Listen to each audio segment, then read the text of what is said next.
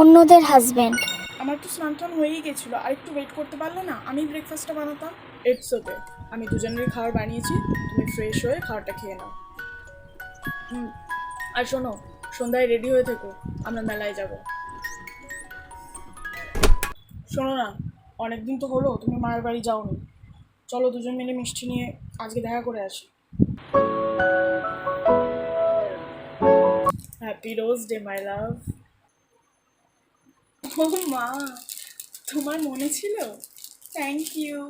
শোনো না, তোমার তো আজ শরীরটা খারাপ, আজ রান্নাবান্না কিছু করতে হবে না, আমরা আজ বাইরে খেয়ে নেবো।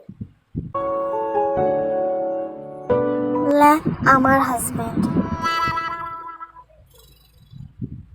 বাড়ির সব কাজ আমায় করতে হয়, দোকান করো, বাজার করো, একটু তো হেল্প করতে পারো নাকি?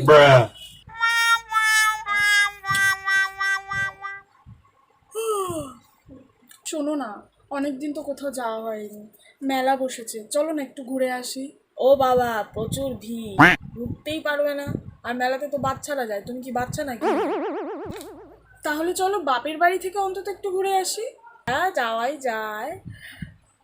না না না না, যাওয়ার দরকার নেই, যাওয়ার দরকার নেই, এই তো অনেক টাকা খরচ হয়ে যাবে।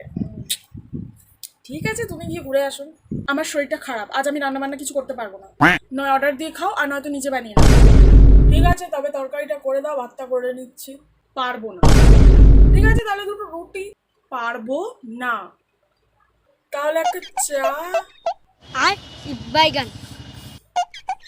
আরে আরে, ঝাঁটা তুলছো কেন? বললাম তো পারবো না কিছু করতে। কি ঝাঁট দেবে নাকি? না, তোমার মুখে নুডো জ্বালবো, অসভ্য শয়তান লোক একটা।